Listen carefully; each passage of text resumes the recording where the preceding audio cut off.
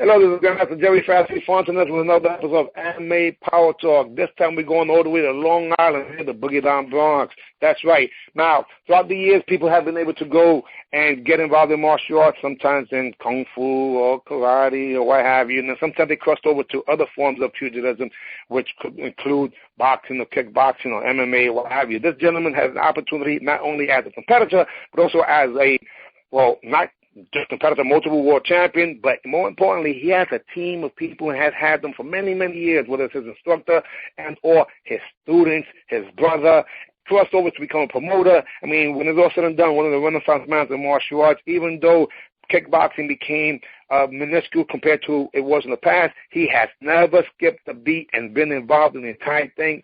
And I'm happy to say that he may not understand it, maybe realize, but even my man, Master Joe Corley, actually had PK fights in Canada just a few weeks ago, 2 weeks ago, and they were recorded. So kickboxing, he held on to it, and it's on his way back. Anyway, without further ado, we got, I'm not sure if it's Sensei or Sifu, Tommy B. Bottone. Are you there, sir?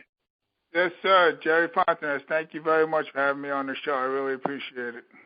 Oh, man, it's my pleasure. My pleasure. And it's interesting because I can say this, that my wife, Michelle, you know, Fontanes today, Conheim back in the day, she's the reason why I even got a chance to see some of the kickboxing, thinking that it was all done years ago. And you know, that I come from, obviously, I'm a little older, so I'm coming from the PK days. And I didn't realize the USKBA, rest in peace to Paul Rosner, was even around and all the stuff that happened. But let's talk about you, because it's not about me. In the beginning, what was your inspiration, desperation, or your motivation when it comes to the martial arts? Well, I got kind of a different story than a lot of guys. You know, I grew up kind of tough, you know, fighting in the streets all the time, and I kind of got lucky. You know, I was watching PK and some of the other stuff that Lou Negri was doing on TV, and yeah, it piqued my interest a little bit, so I watched some of the fights, like Mike Sexton. I watched fight on TV. I watched a couple of people fighting. And, you know, one day I was just happening to be getting gas by my house, and I saw my Sifu Moses Orocho, you know, doing some sparring. They had guys outside doing sparring. It was summertime. And, you know, I went in, checked it out, and saw everybody sparring. Saw him sparring. They had a team from South America there. They were training to go to the World Championships. I believe it was in Beijing at that time for Sanshao. And it piqued my interest. I told them I wanted to fight, and the rest is history. Wow, that's interesting. You just mentioned Sanshao, and obviously kickboxing or Muay Thai or continuous contact, whatever you want to call it, has been around for a long, long time. What was interesting about Sanshao, what I loved is seeing those scissor takedowns, and I believe Chung Lee was the champion. Or Kung yeah. Yeah, Chung Lee. And I was doing it before he was. And wow. We almost met a couple of times in the World Championships because he was a little heavier than me. I fought at 165 and he fought at 175. And my last championship that I won in Sanshao in a tournament was in Florida. I think it was called the USA WKF. And that was his first national championship that he won. Wow. Now, what year are we talking about here, just to get a timeline? That was 1994. It was in Orlando, Florida. And I came back and I fought on the first carded Sanshao show as the main event against a Sanshao champion from Boston, Josh Bartholomew. And it was promoted by guys you probably know as David Ross, Kung Fu guys, Steven Ventura. They had New York Kung Fu and Karate, and you know, it was in Manhattan, and they both still have schools. But they promoted the first Sanshao card where it was, you know, single fights instead of a tournament, and that was held in New York City. Wow, so interesting. Now, how about as a youngster, were you ever one of those karate or kung fu fans? It doesn't seem like it, but just curious. Not really. Were you involved in other sports? I'll be honest with you, the only sport I ever partook in when I was growing up was wrestling because it was the most similar to fighting. And I kind of missed my boat on that because I was actually undefeated for like 5 years, but I kept getting thrown out of school for fighting, believe it or not. And, well, that could be the combination of being a Puerto Rican and Italian. And I can only say that because so that's the same blood that I have. just so you know. Or maybe being born in the Bronx, that could also create some of that energy and testosterone that people just can't handle. Even us, we can't until we find out when we get older what to do with it. I was born on 233rd Street at Misericordia Hospital. I think it's called something else now. It's still Catholic Hospital, I believe. And I came out to Long Island when I was 8, and I had my share of fights. Kind of fought all the time since I was a little kid. And if I didn't find martial arts when I did, I would be probably in prison by now. Yeah, well, that's one of the things. When we say karate saved our life, doesn't mean that we got into an altercation that was able to protect us. It was that some of us had that energy that if it wasn't focused on something positive, we would have been dead or in jail like many of our friends. Absolutely. That's why, people wonder why I charge much less than everybody else at my school. To me, it's not about making money. I actually, I have a full-time job, so after I retired from fighting, I went back to work. And, to me, it's about helping the kids in the neighborhood where I grew up. So I charge very, very little compared to probably about a third of what the average school charges. And I just want to be able to teach the kids where I grew up. Well, as long as you're being fulfilled, then that's really what it comes down to. But let me talk a little specific over here, because what I did notice when my wife Michelle and I got together back in 1998 was that she was a promoter, and there was an army of guys. It doesn't matter if it was professionals or amateurs, young and or old, that were just coming from the school. And I believe your brother, who looks like a real good fighter himself, not sure if he is, but he looked like a killer, you guys were not only promoting but competing and having a school that was doing phenomenal. Let's talk about some of that. Yeah, I mean, you guys were promoting amateurs in New Jersey, and I would we always, try to work with the best people that are doing the right thing for the sport, so we used to bring competitors to our events all the time, and, I've always tried to find, the gritty kids and give them a positive place to go. Since I've been open 19 years ago, we opened a school in 1996. I think we've trained 13 world champions, professional and amateur.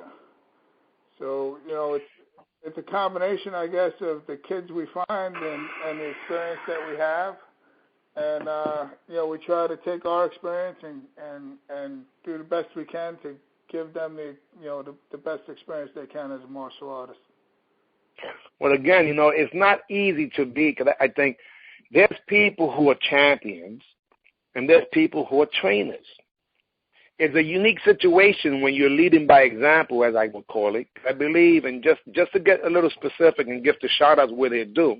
Oh, by the way, just so you know, even though I think you do know, my wife Michelle was the promoter, and all I was trying to do whatever she wanted me to do. Whether it was, I don't care, whatever she wanted me to do, because it was such an interesting thing to see that little lady, even though she was my wife eventually, just freaking be all over the place in something that I thought was completely gone, and it really wasn't. I know it wasn't, but since I'm used to being in Madison Square Garden and in the big arenas and seeing it on ESPN TV, it had went from what would have been the heyday to an underground almost, even though it was on MSD Network. And your guys were passionate about it. But let's give some shout out to some of your students who were champions. Well, I mean, the best fighters that I've trained that's still with me is Keith Youngs. He became a professional world champion at 126 pounds. And he became a champion at 19 years old. And he became a world champion professional. He came from Moses Sorocho also. He was one of his students. And he came with me, and we trained, I trained him, took over his training 100% when he was like 14 years old. And by the time he was 19, he was a professional world champion. Besides him, Adam Zacher, was one of my best students ever. He was an amateur world champion. He did pro boxing. He did MMA. He's done everything. So some of these students that we've had over the years, they've all become, really what our goal was. If we set up the goal, they all met it, and they've all become great men too. They all become good family men. Most of them, are, for some reason, end up in law enforcement now. Both of those individuals are correction officers as well. I do that too now. So they both have become really good men, and they have, Keith Youngs has a family, and it's great to see the development that these, fine young students have turned out to be great young men. Well, this is interesting because you said it, I concurred it, and now the history still proves it to be right. Any way you put it, guys, whether it's a jail is going to always be something around when people get out of line. And because of martial arts, whether it's kickboxing, Sanchow, and when I say martial arts, it's the umbrella of all of them, because of that, they get a chance to be involved in jail, but from the good side as opposed to the bad side. Absolutely. Hey, people said I would end up in jail one day, and they were right. Just I'm on the right side of the bars. But no, these kids are good kids. They've never had any troubles, and they grew up right, and they're doing the right thing in the community, and they all are still 100% involved in my school. Many of my students over the years, they still help out. I mean, I have so many. We're still involved in promotions as well. Right now, we're doing a fundraiser for a fellow officer where his wife is very sick. So we're doing 100% fundraiser for her, and it's officer against officer. It's going to be kickboxing and mixed martial arts and stuff. And we're going to give 100% of the door to the family, which we've done, many events like that with my brother in the past. But this is a department thing, and it's it's really good to do something positive for somebody and it gives officers an opportunity to do something that they maybe never wanted to try before, but now they're trying for the first time. Well, it sounds like you're spreading love, and it continues to do it, and that's the thing that this has all been about. Throughout the years, whether it's kicking and punching, and I don't care what style anyone has ever done. I particularly love all forms of martial arts, and the ring sports themselves, to me, man, I respect anyone at any level who puts the stuff on the line in any ring. I goes out to all those people. I've always believed the same thing. When I was coming up, I used to watch you point fight. I went to point fight and continuous kickboxing, boxing. I've basically been a piece of every part of martial arts since I've been in it, And, I remember watching you with those ABCs at the end, when you fight, all that crazy stuff, I didn't know that. Every part of martial arts, you could ask Moses. I used to go, I was the guy getting disqualified all the time in the tournaments, but hey, I tried. And, but I watched you, pretty much right before you retired, I was watching you out there, and I watched everybody from point fighting, continuous, every style. I trained with wrestlers, grapplers, trained with Gene Fabricant for Russian Sambo, everything. We've basically always believed that fighting is punching, kicking, and wrestling. And I always try to look to the best people at each individual style and see what I can pick up on and, add it to what we do. Nobody's, I know you believe the same thing, that, you never stop learning. You can always learn something new, and you can always tweak something and get better at it. Yeah, well, I don't believe I know nothing. I don't know anything. I'm going to be 50 years old, and I'm looking forward to getting better, because there's no way in life that I believe that I'm anywhere near of what it is with some people in certain respects of freaking striking and what have you. And I'm excited because I know that today we get more options to see and respect things. When marketing has made things limited from throughout the years, we get a chance to see the full gamut of martial arts, and I'm probably one of the top 2 fans of any form of martial arts. That's why when I'm the place you see me, I'm electrified. No, it's not on drugs. I get excited about this freaking thing. Hey, let's talk about your career, because I know you've won a bunch of titles and mention maybe some of your hardest fights and your greatest victories.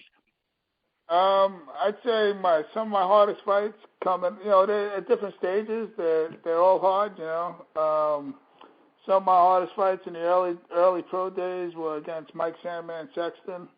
and we had some controversial decisions, but we had some great fights. And he was around before me. He was basically the king of the middleweights before I came up, and he was knocking everybody out.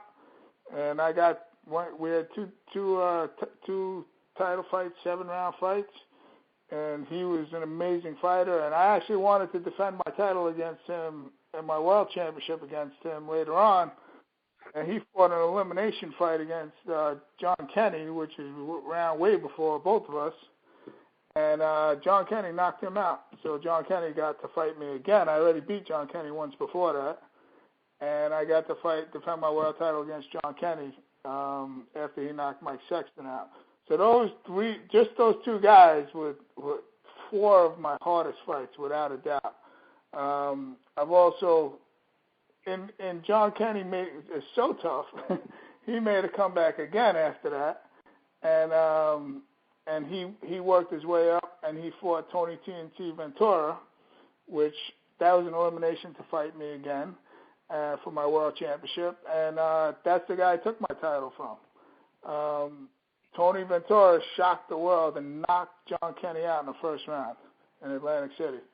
So wow. John Kenny knocked Mike Sexton out. Tony Ventura knocked John Kenny out in the first round. And I think that's kind of what happens, when you want a world championship so bad, it's going to bring out the best in people, And I believe those 2 fights, those 2 elimination fights to fight me for my title were 2 of the best kickboxing fights I've ever seen. And that's the part right there. Now let me now, as you're speaking, sir, my hairs are standing up, and I'll tell you why. Because I put myself in that mindset, and this is what I told people throughout the years, and it's the absolute truth. And maybe you can attest to it or not. I would watch these guys fight against each other, and I would be like, oh my God! It was like watching Godzilla versus King Kong, and I was scared in terms of what I was so scared that I trained so hard that I would beat them because of the fear. I didn't want them to beat me because I respected them so much as a spectator that they were doing incredible, and I cheered as much, if not louder, than everybody else. Did that happen to you? Absolutely. I mean, I'm the biggest fan of martial arts you'll ever meet, and I respect every aspect of the game, and boxing as well. I've watched one of the best fights I ever fought. I think you may have worked, I ever watched kickboxing. I think you may have worked the corner for Henry the Hitman Nieves. When he fought Luis Ruiz in the Bronx. Oh, my gosh. That was one of the sickest kickboxing fights I've ever seen. You know what was so interesting about that? And I don't know if you know this, but I know Luis Bad Boy Ruiz since he had an afro in the karate days. His instructor was Ron Henderson, who was the first person who was able to bridge the gap, considered a blitz. And in 1988, he made some T-shirts for me. So I was just a major fan because he was rated in Karate Illustrated back in the late 70s as a teenager. So Henry Nieves was the gentleman who was doing point karate, because we were going from point karate to kickboxing, or what would have been called full contact, until everything changed. That was the plan. I wanted to be the new Super Phil Wallace. But what messed me up personally was that I had friends of mine, Tony Arnold, Yo Judah, Michael Husbands, and those guys that fought for titles, right? Just some of them had titles. I watched them on television. And we were making more money than the kickboxers, and they were champions. I was like, what? I need money every weekend, so that's why I fought point karate, because I had made more money there, and I was a father at age 17, and I didn't have a job, so my vocation was go to the weekends, make some money. Hey, listen, you know as well as I do, at the time when I came up, kickboxing was at a real low, and the lowest. You mentioned some of those guys. Most of those guys have been to my school and helped me train for my title fights. Tony Arnault has been to my school, Michael Husbands, another great Devon Cormack, like all of these guys, we all help each other. There wasn't no money. We didn't do it for the money. We did it because we loved it. And that's my point. See, Michael Husbands we did his Power Talk on Sunday. And Michael Husbands, obviously, him. I have to tell you how humble this guy is, right? And Devin Cormack and all these guys all came from the same operation in terms of Fado. Rest in peace to William Oliver and Tadashi Nakamura, who is alive. But the point is that what I loved about kickboxing as known today, back in the day full contact, was that it didn't matter what style you were able to test your skills inside of a ring, regardless of background, and use what worked. When I watched you fight, it was interesting, and I'll tell you why in a second. But let's get it back to the Hitman. Hitman against Bad Boy. To me, Bad Boy was one generation slightly before me. So in karate, I was, while he was ending the point karate, I was in the middle of my point karate. And Henry Nieves, Hitman, was directly behind me. He was a great point fighter also that crossed over to the kickboxing, except that, again, in my situation, I needed money. So I can make $1,000 a week, and a lot of times back in the days, just by fighting the point tournament and do it just about 2-3 times a month, which was cool. When to be a kickboxer, you couldn't get that. I used to watch my Sifu Moses do the same thing. He used to go and he went point, continuous, and forms all in the same day, and weapons. And it didn't matter. It didn't matter. And that's exactly why he is and you are, just so you know, everyone who I have do what's considered a power talk is people that I thought about. If I went to war and I had an opportunity to have an army of only 300 people, just like the movie, who would I have? I would have to have people for different reasons. And you, Mr. Bottone, are one of my 300 people I would love to have on my army if I fought any army in the world. That's what this is about. Really, and so just talk about. I mean, I tell you what, you might not believe it because most time kickboxers don't appreciate point fighting, but I give credit to you. I watched you fight when I was coming up, and you did things that I could never do in the point karate. So I give credit to where credit's due. I teach kicks. I wish I could show you if we had a video here. that I actually teach kicks. That I give credit to you, Muay Thai, and traditional karate, where I kind of mold them all together. Well, let me tell you something. What I mean about that. When I saw you fight, I said, wait a second. This guy here is a hybrid fighter, and what I mean by that is, you was killing them with your kicks and the angles of it. Yes, you can still punch with them, but what made you different to me and a lot of your students, but you in particular, I say, wait a second. It's almost like when you look at Don Wilson fight, and you can tell Don Wilson did point karate because he used to hit people with a side kick to the face. And this is the point. Every form of striking is point karate in the sense that you want to hit them without them hitting me. But if you just continue the flow, then they call that continuous contact. If you continue the flow and change the rules, they may call that, kickboxing or MMA, but it still comes down to the offense and defense. I don't think, maybe I'm wrong, that when I saw you fight, you wasn't in range to get hit that often, and you was killing these people with kicks, even though John Keeney, and I know he's taller than you, and I know he threw that front kick, but because he threw the front kick, his hips were square, and you was throwing side kicks and roundhouse kicks, and you was able to beat him being shorter, but you still was throwing longer techniques. Am I wrong?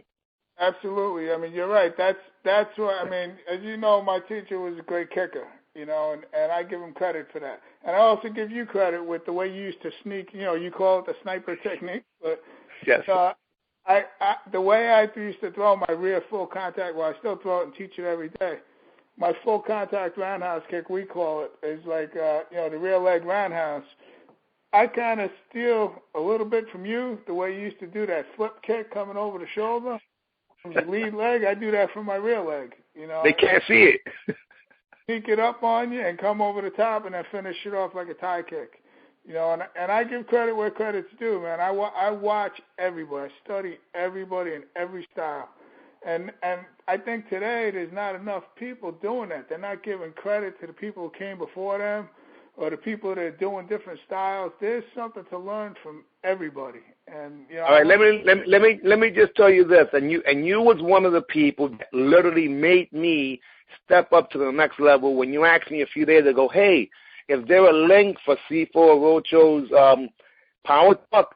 And the idea is this, and I think you're going to get the idea because you made me do it. And I said, yeah, give me a little while and I'll do it. By the way, I am the web designer / app maker and everything else, just so you know, because I know it's going to be done if I do it, but I also have a team. But the point is that the purpose of the Dojine is to create a connection, an interconnection between all of us.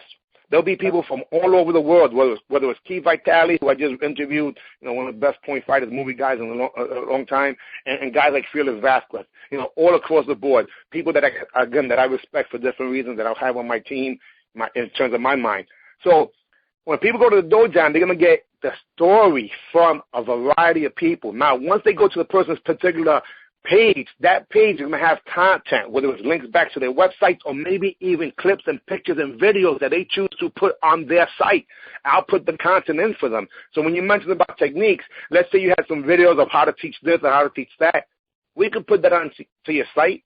Let's say you were selling those things. We could put the link to your site and you can sell it over there. It's my way to say thank you. Absolutely. I think it's great because, like I don't know if you ever got a chance to look at my website, ringoffirekickboxing.com, but I was there today. We've been doing that, not as in detail with you, like every little interview, but as you see that it's never been about me. No.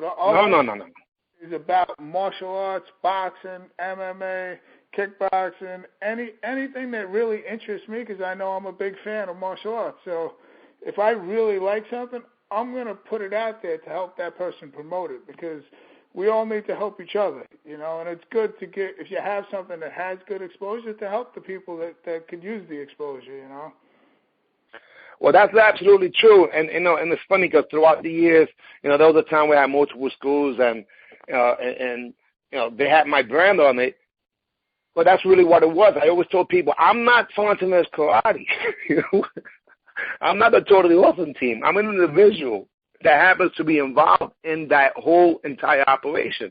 But I strongly know and believe that the martial arts community is a family as dysfunctional as any good family, with multiple aspects of it. There's no way in life that those of you guys who are listening to Mr. Bottone right now, he seems really cool and laid back, and he is. But if it's time to go to war, trust me, you're going to hear him and everybody else voice their opinion because that's what it's about. It's about that passion and that desire, and our opportunity to be able to exercise that right is what martial arts has been able to let us do. Otherwise, if we did that in other realms, then yes, you will be on the other side of those bars. Hey, let me mention a few names. I want you just to talk, tell me what you think. Paul Vizio. Paul Vizio was probably the second best lightweight there ever was in kickboxing. He was a great, great fighter, but he came around a little before my guy Keith Young's, but that's the fight we always wanted, and he kind of retired before we got the chance to prove that. Well, if I'm going to be 50, the question would be, we don't even know how old Mr. Vizio is. Oh, my God. He was fighting. I think he was 50 when I started. But this is my point. In the meantime, he never skipped a beat, right? This is a gentleman who literally hit somebody with a 360 spinning hook kick to the head in the last round just to prove a point. He was an amazing fighter. I mean, he can kick, he can punch, he had good movement, he just had great control of the ring. He was an amazing guy. And I'm not knocking him by saying I wanted my guy to fight. No, I understand. It's a matter of opinion. Come on, buddy, I get you. Fight him to, because you always want to fight the best, and that would have been the fight for him, So, we believe me, I have nothing but tremendous respect for him. He was an unbelievable fighter. But again, just being honest, right? I'm not trying to be cute here. Do you know how old he is? Because we don't know. I'll tell you why. He was fighting Fu Jiao Pai in the 70s. I know. Okay. I have no idea. Oh, no, he fought, and now in the early 80s, he was PK world champion. I know. So just think about this right now. So if you take when I first started, that I'd look in the programs and they said they were 30 or 35, and then 10 years later, I see them fight again. I see the program that says they're 30 or 35. But that's what I'm saying. We don't even know if he's 100 years old. He's still a long time. No, but you know what? He's one of those guys that absolutely deserves tremendous credit. I mean, he was an all-around fighter. He was incredibly skilled. So I give him a lot of credit. All right, let me mention some guys that maybe might have come before you started, but maybe you had a chance to see some of their stuff. And one of them is a very, very good friend of mine who was an excellent point fighter. And he's also from Long Island, comes from a traditional style of Shotokan, was an instructor with Tokyo Hill, and his name is Eric Panzer. Derek Panther, like as I told you, I started basically in martial arts around 1990. So that was kind of when Derek was still actually point fighting, and then I was at his first fight because I was going to fight on the next show. So I've known him quite a long time, and he was, as you know, he's the nicest guy in the world. He's like a gentle giant, but he could fight. He could throw. He won. Believe he won the Golden Gloves too. He had good fast hands. He wasn't known as like a real power puncher, even though he knocked a lot of people out. But he was just so good. His legs were incredible, and he just threw so much. He came in incredible shape, and he got it done. And he won most of his fights by knockout. Well, what's interesting about Derek Panther was that he is what you consider a true, probably cruiserweight, heavyweight, but not super heavyweight. Moves like a middleweight, could kick with either leg, and was all over the place. And like you said, a sweetheart of a person that looked really mean when he got bald and they got that mustache on him. But I remember watching him point fight. I've been around a little bit, not as long as you, but I've been around. Right. And I watched. Oh, he was on the JPM team. Yeah. I remember actually. I think I watched Moses, which was very little, fight him for a grand championship out here on Long Island once, and it was like Davey and Goliath. Yeah, but even that, just to be fair, Moses Orocho is definitely a lot older than Mr. Derek Panther and a lot smaller, and that's what I mean. That to me, martial artists are like superheroes. They're able to do things that just the average bear can't do.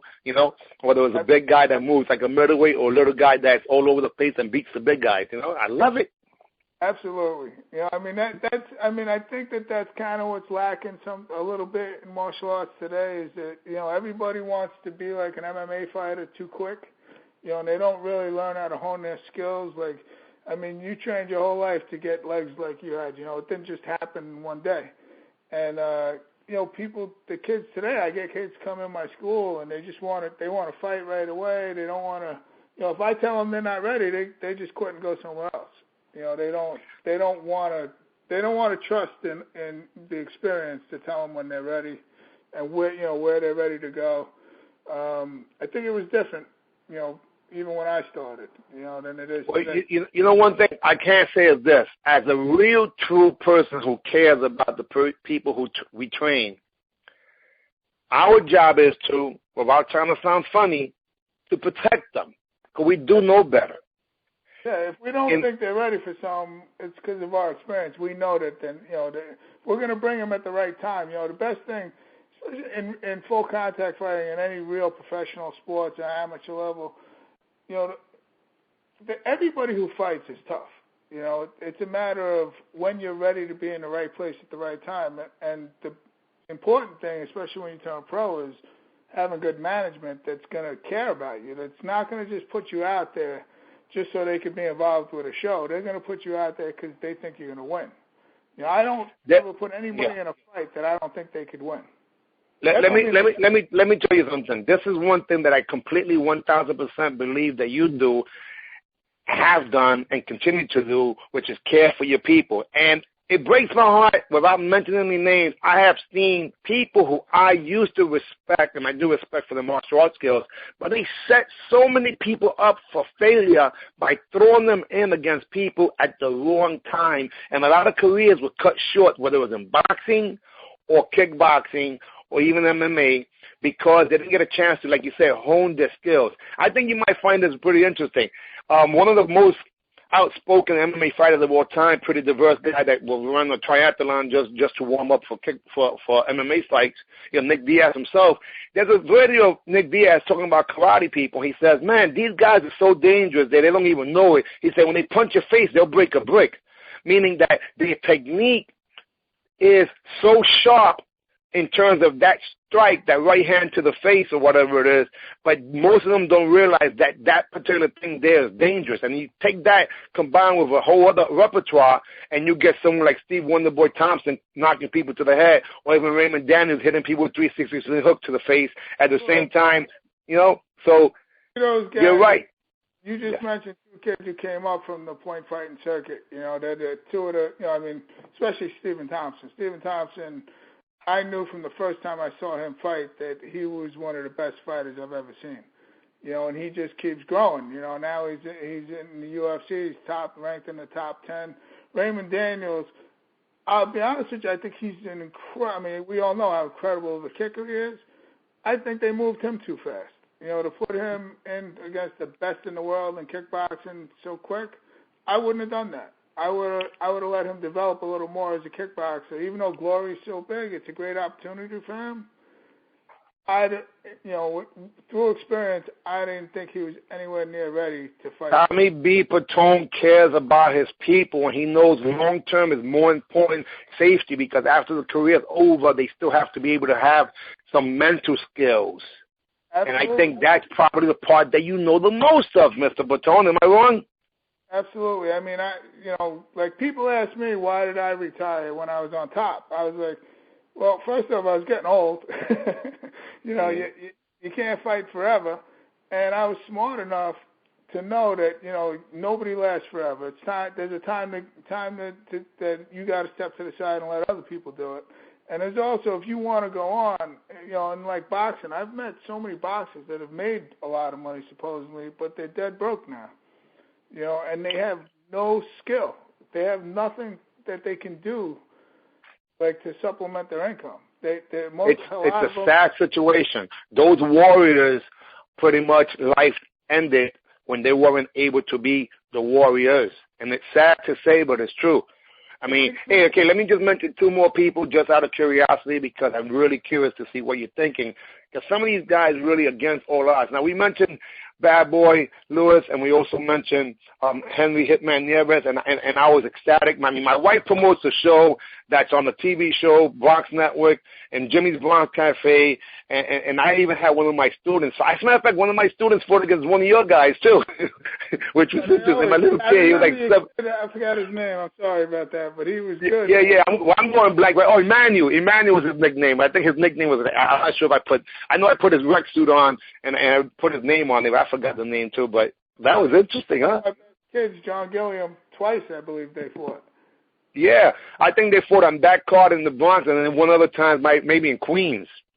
Yep, and that kid was great, and John Gilliam went on to win an amateur world championship, and he fought in China, and wow.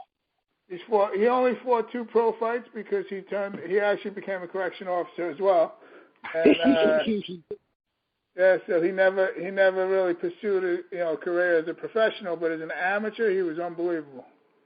Those 2 little kids stole the show. Absolutely. And, people think that kids can't fight. Like I say, it's about management. It's about knowing what, when they're ready for what. All my best fighters, pretty much, most of them started with me when they were little kids. And, I wouldn't have them fight every day. I'd have them fight a couple of times a year. And they just keep getting better and better and better. And when they grew into men, they were just incredible. They had such an advantage on people who were just starting out. Well, look, just to be fair, and without me trying to be a smart ass, that means that you really love these kids and know that long term somebody has to look out for them, because otherwise, by accident, like you said, listen, Raymond Daniels, in about a year or 2 from now, will probably be the best in the world if they take care of him. He's only lost to 2 people that happen to be the best in a world that he's not even part of 100%, because Daniels this weekend is in New York City doing point karate seminars yesterday, today, and tomorrow he's competing, and tonight he's competing. Like if you're going to fight the best kickboxers in the world, that's what you should only be doing at that point. It's a very, very serious game, and the guy, he like you said, he lost to 2 world champions. The one kid from Canada doesn't even have that many fights, but he, as an amateur, he was an amateur Muay Thai champion, and then he, went into the pros, got into Glory early, and he did incredibly well, and they fought in a tournament, and he knocked him out at the end of the fight. But, the other guy, the guy from Holland, I mean, that guy is no joke. I mean, this guy's got like 200 fights. He's been fighting forever. And he's just going to find a way. And Raymond Daniels, in my opinion, is an unbelievable fighter. He's got a chin, he's got heart, his legs obviously are incredible, but he just needs more development. And right, time. You got to be able to nourish. This is the thing that's really interesting. Anthony Pettis is one of my favorite fighters, and I believe he'll be coming back really stronger than ever. Such a wonderful kid. Rufus, which trains him, and I love that kid. That kid's a great fighter. Yeah, but he's a great fighter, but if you speak to him, he's a great person also. He's been doing Taekwondo since he was 5 years old, and Duke Rufus comes from a family that started as youngsters too. Duke Rufus and I go back to the Waco team together back in the 1990s and even before that. But so that's my point. It takes time, exactly what you say. In order for someone to get good at anything, it takes time. Last thing I'm going to say about Raymond Daniels. And again, Scott Coker is a very good friend of mine. He was the Strikeforce owner, and now he's in charge of Bellator. Scott Coker from the West Coast Denver team that I know since the early 80s. Realistically, and also the former owner of K1 USA, it was almost like a setup in the sense that he fought a guy in MMA that had 8 fights already, and that was Raymond Daniels' first fight. But you know what? I don't think, yes. Raymond Daniels is, because he is such a high-level athlete, he's doing well, and he really, he didn't really get knocked out until he fought in Glory. So, but I'm not talking about Glory. I'm talking about MMA. Oh, I know. Scott Coker had him fight. Yeah. He fought a guy that was, the guy was 8. The guy had 8 wins in MMA, and Daniels had 0 fights. Yeah, I wouldn't have put him in like that, but that's, promoter. Scott Coker is a really good promoter, though. I mean, I can't say nothing bad about him, but it was a good match, and that's why it's up to you to have good management that's going to help you be in the right place at the right time. Those of you who are listening, guys, do not let your ego, as in got out, don't let your ego overcome and respect your team. Together, everyone achieves more. It takes teamwork to make the dream work. Absolutely. And let me tell you something. There's things, I could go on and on about how to handle fighters, but I've had many fighters over the years leave me because they thought that I wasn't managing them right. Meanwhile, I got them to amateur world champions and everything else, got them free. They thought you was holding them back probably, right? Yeah, and then when they leave, they don't do anything. Well, they don't leave. When they leave, they don't do anything because when it's all said and done, it's mind, body, and spirit. It's just a sign of love. When you take your time, money, and effort to invest in another individual, there's nothing more heartbreaking from a trainer, instructor, to see a person who you put so much time in turn around and make some bad decisions. And it's not so much because of your camp, but you know that in life in general, we've seen it before. And it happens all the time when Mike Tyson or whoever it is goes and someone conquers their mind and they go somewhere else and they're never, ever able to produce the same results because it's not the same place that cares about them. My main answer to my students that want to leave at times because they feel I'm not doing the right thing for them, a lot of times I ask them, I say, well, what changed? We got you to be a world champion. We got you to travel all over the world. Everybody loved you. And why are you starting to lose now? What's different from 5 years ago? And usually the correct answer to that is they don't train like they used to. Not hungry. Yeah, they're not hungry. And many times I have told students that get to that spot that, it's really, it's okay. You already did so much in the sport. It's okay to retire. You can, if you're busy with other stuff now, or maybe take a break. Go finish school or whatever it is you have to do, and then come back when you have that hunger again. But well, you know the difference. You see, you retired. Question: when you retired, were you number 1 rank, number 2 rank, or were you the champion? I was still the world champion. So that makes you a minority, not just Puerto Rican Italian from the Bronx that's in Long Island, Kung Fu guy that really did kickboxing and Sancho and everything else, but a person who was smart enough to say, hey, listen, after this career, I still have to be able to take care of my family and be able to have a conversation without slurring and stuttering because of my brain. I've always had this hunger to be successful. You know, when I was young, I got thrown out of high school, and I started a trucking business very young. At 16 years old, I started a trucking business. And I was pretty successful with that. I had almost 20 trucks when I opened my school, and I decided to close the trucking business. But, you know, I always had a hunger to be successful. And there's a time you got to know that if I can't, you know, I'm not going to be able to fight till 60, so I'm going to have to reorganize my business to make it where it's what I want it to be. I wanted it to be there for the kids. So the only thing I did was made it a little smaller and went and got a job. And I tell people all the time, if you're not making it, make changes. You know, do something that's gonna work. You know. Well, last night I finished at 5 o'clock in the morning when I got home. So I started at 6, and the only reason I continued working, she owns a soy candle company. She's in 4 countries and has over 1,000 stores that sell. And it's called Sucks Up Candle, and I work at nighttime for her, so she's working in the daytime with her staff, and I want to make sure I do my part to help her. But the point is that successful people are always successful because their standards are higher than most, and they're willing to put in the time, money, and effort and not listen to people who wants to create limitations in their mind. And there's times where you say, hey, let me work like I did yesterday from 6 o'clock in the morning to 4:30 in the morning.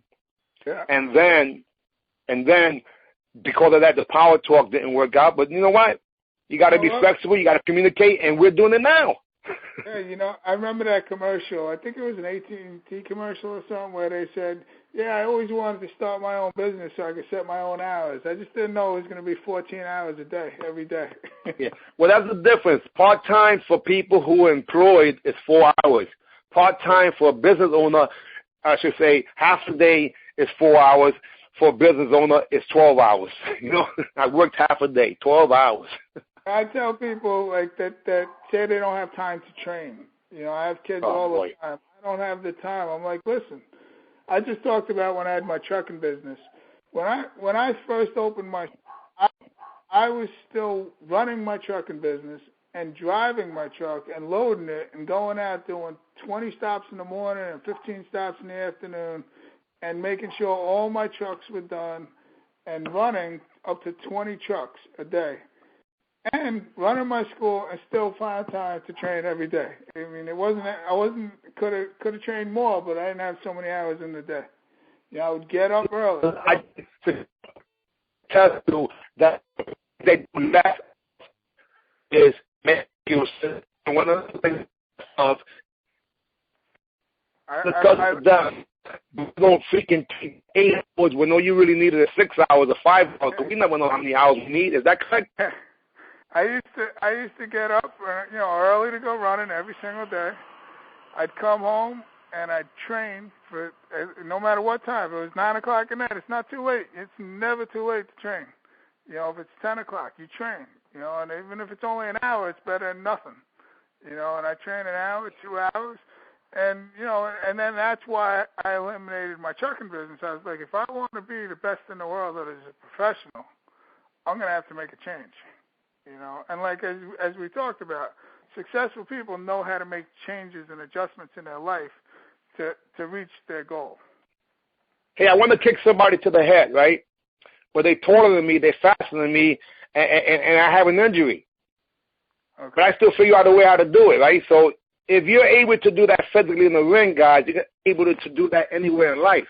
You fake repossession, create the illusions, and you make the person look down. Yeah, I mean, there's always and you kick him in the head. There's always a way. You figure out a way, always, you know. You know, I don't know if you know that in kickboxing lately, you don't see a lot of fancy, you don't see a lot of side kicks, you don't see a lot of hook kicks anymore.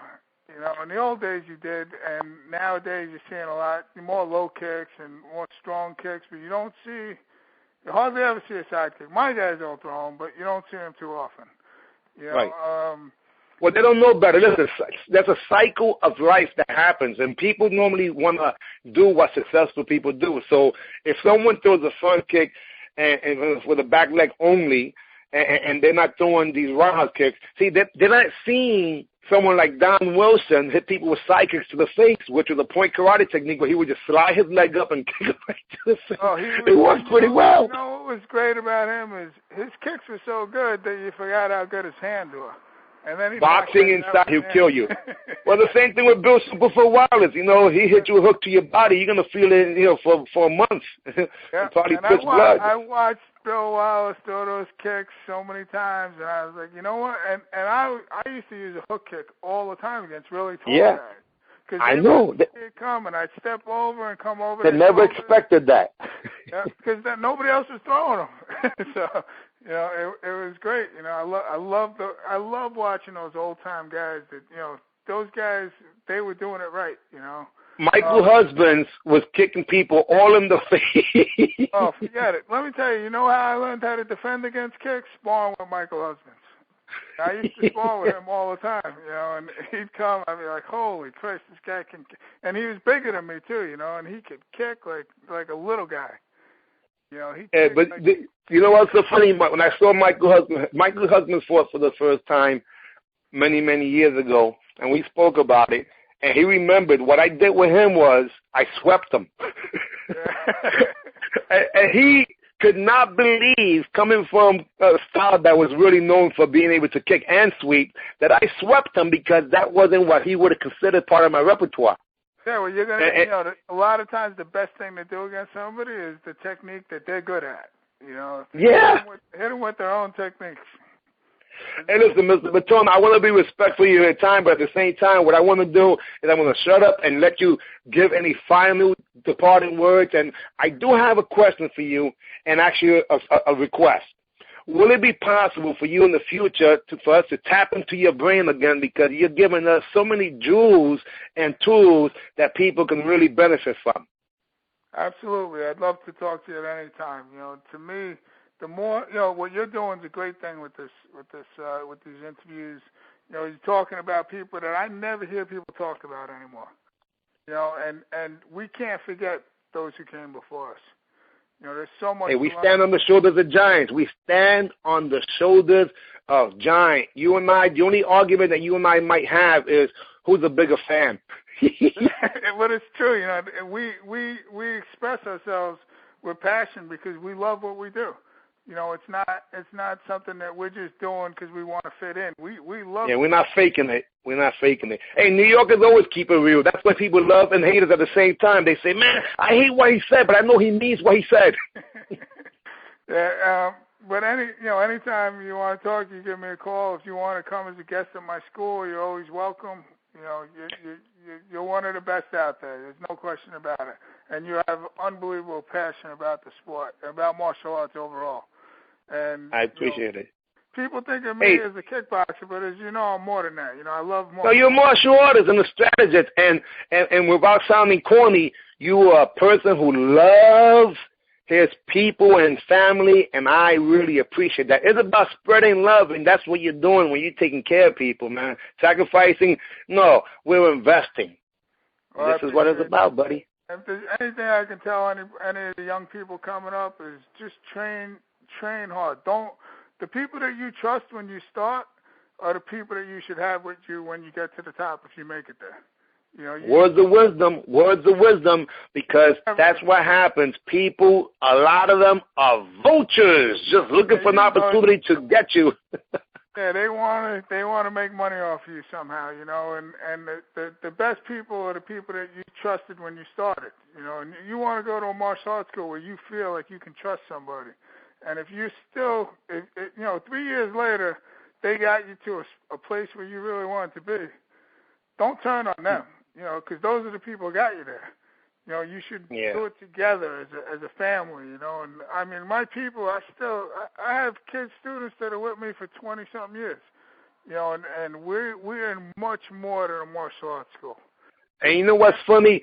The people, I've had an opportunity to talk to some of my students now from years after, and this is what's incredible. None of them or their parents even say, you know what, man, because you taught them how to throw that kick, he did better in life. They all say the values. What it takes to become a champion is what it takes to be a champion in life. You know, you have to be confident. You have to believe in yourself. You have to believe in what you do. And just like we talked about that in our martial arts schools and in business, that's the way it is in anything in life. You know, if you go to a big company and you're going to be shy away from anything, you're not gonna make it to the top. You know, you have to be confident in yourself. And martial arts does that. You know, it doesn't. Not everybody that trains is going to be a champion. You know, people train for different reasons. They train for self-defense. They train to be in shape, to be healthy. But we're there for everybody. You know, good instructors are going to train everybody.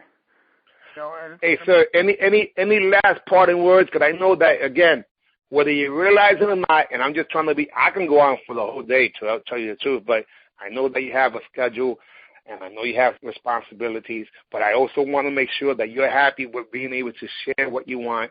So I'm going to shut up, and parting words, shout-outs, whatever you want to say, sir. I just want to thank all the people that came up before me, my teacher, Moses Orocho, guys like you, guys like Michael Husbands, Don Wilson, all the greats, you know, that I learned from them. And the people that I respect the most are the ones that are most humble. You know, not the guys who are showing off too much. You want to, you know, people who are humble, that are willing to give back to the community.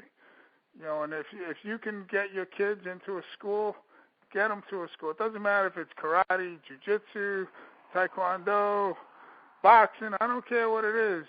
Get your kids involved in something so they stay off the street. They don't get them away from drugs. Talk to them about drugs, how bad drugs are, and get them in something positive, because as you can see with guys like Jerry and myself and so many others, martial arts is not something that we just punch, kick, and wrestle. It's a way of life, and it makes you a better person. Wonderful. Well, God bless you. Hey, before we end this, let me just say this, and maybe you may want to remember this, because this is something that hit me just a few weeks ago. It doesn't matter what style it is, which we know that, but even the worst martial arts school is better than any drug spot.